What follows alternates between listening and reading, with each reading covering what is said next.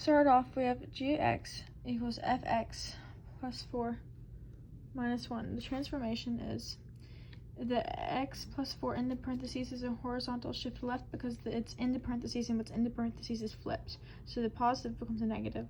So left 4 minus 4, left 4. The x plus 4 minus 1 is on the outside, so the sign doesn't change, and it's a vertical shift down by 1 because the outside is up and down, inside left and right. Question 2 is g of x equals f5x inside the parentheses. So that means it's a horizontal, and since it's more than a point, it's a whole number, it's 5, it's not a point, it's compression by a factor of 1/5 because inside it flips. G of x equals f1/5x. It's inside the parentheses, so it's a horizontal stretch because when it's not a whole number, it's less than 1. It stretches. It's inside, so it flips, so it turns into 5. Because inside flips, so it'd be a horizontal stretch by a factor of 5.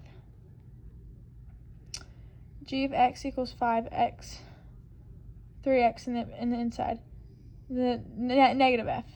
Negative f, since it's on the outside, it's a reflection over the x-axis because f is being has the reflection happening to it.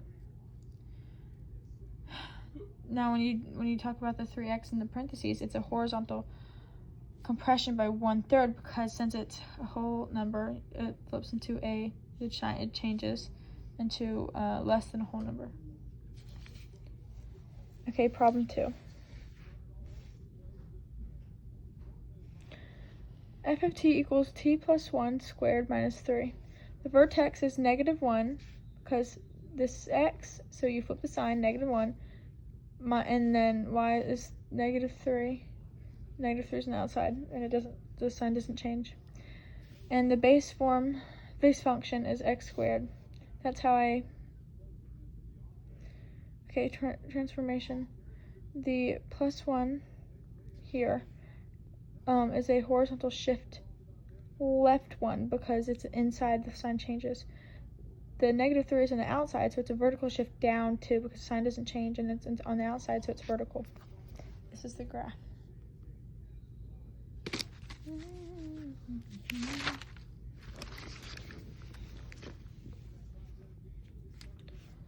Next, mt equals 3 plus t plus 2. The base function is this, which equals that. The transformation is the 3t would be a vertical shift up 3 because it's on the outside, which means it's vertical and it's positive, so it's up. Now when you take the t plus 2 on the inside, it would be a horizontal shift left 2 because you switch the sign negative, which means left. So then you mark those down because the vertex is -2, 3. And you find that middle, and that would be the h of x equals absolute x minus 1 plus 4.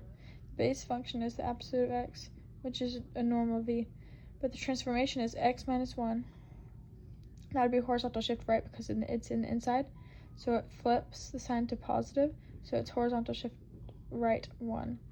Now x minus 1 plus 4, this on the outside, so it's vertical, and it's positive, so it's up 4. Now the vertex would be 1, flip that, 4 on the outside, so you take those, you find the middle, that's it. 4. Kx equals x minus 2 cubed minus 1. Base function is x cubed. That looks like this. And the vertex would be 2. Flip that, -1 on the outside. Transformation. X minus 2 cubed is a horizontal shift right 2 because it's in the inside, and so it flips. Now x minus 2 cubed is a vertical, minus 1 is a vertical shift down 1 because it's on the outside. This is what the graph looks like because you take the vertex 2 and -1, and you know that it's positive, so it's going this way. Problem 3.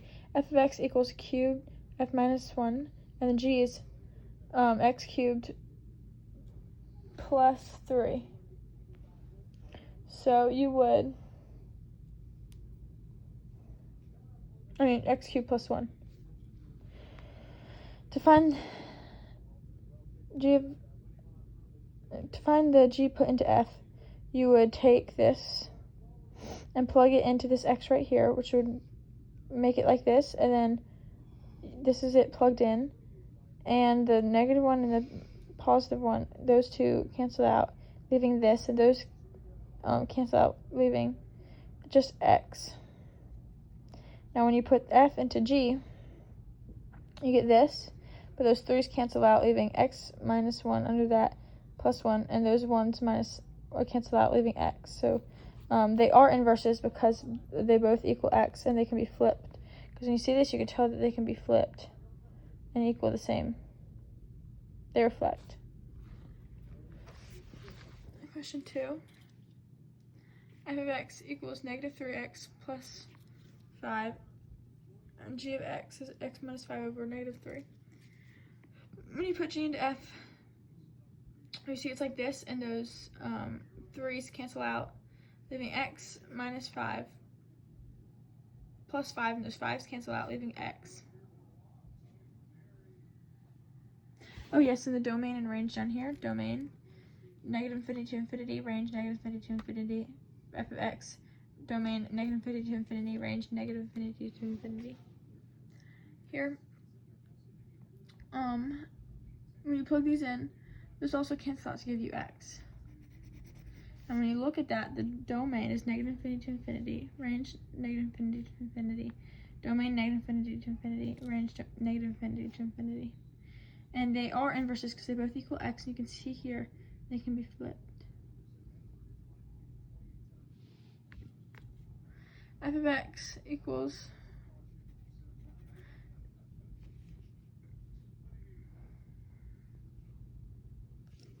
f of x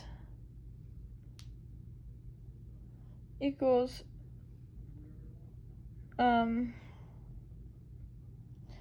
x minus 1 under the radical, and then g of x is x squared plus 1. When you put g into f, you get x, you get the square root. You put this into x minus 1, and those 1's cancel out, and those square root and the squared cancels out, and you just get x plus or minus x for this one. And then when you do the same thing, those squares cancel out and the 1's cancel out, leaving x. But it would not be an inverse because this is negative and positive x, and this is just x. So it wouldn't work. You can see here that it's not the same thing. And the domain would be 1 to infinity, and the range would be 0 to infinity, and g of x would be domain would be negative to infinity, and range would be 1 to infinity. 4. f of x equals x squared plus 6x plus 4. Vertex is negative 3 minus 5 because if you do negative b over 2a, 6 over 2 times 1, which is negative 3, and then you take that 3 and put it into for x, you get negative 5, and you already got that for negative 3. That gives you the vertex. The domain would be negative infinity to infinity because when you look at that parent function, that makes sense. So then range would be negative 5 because if that is the where it starts, you can't. It's not going anywhere else other than that to infinity. The vertex form, you would take this, and since how you get x is you flip it, you go right there, and this isn't flip, it's on the outside, and then you would take this, and then you do this formula again, and you get 9, and then you would take this part, x squared plus 6x, you add a 9 here, and then that's its own thing, but then you also have to do a negative of it, and then plus 4 because you have to take that down, and then x plus 3 squared minus 5 because that equals negative 5. This is the form. The x-intercept would be negative 3 plus minus 5, 0, and negative 3 minus radical 5, 0. The y-intercept is 0, 4. You get this from taking x squared plus 6x plus 4 and doing the quadratic formula.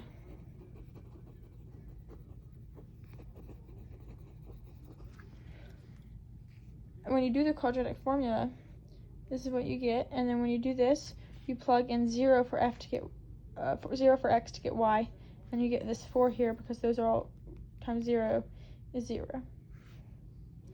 And then when you take the vertex and you put it and you figure out what that is, and you get the y-intercept, do that, you can make the graph. Question 2. F of x is 2x squared minus 4x plus 2. The vertex is 1, 0, because when you do that formula, you get negative 4 over 2. And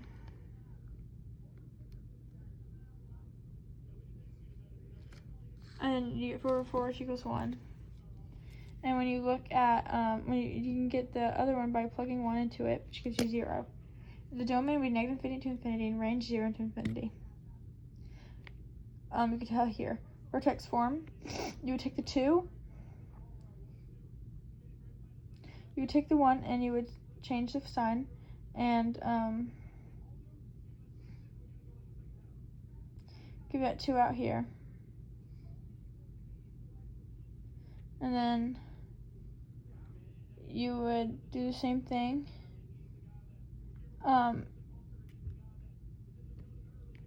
Doing the quadratic,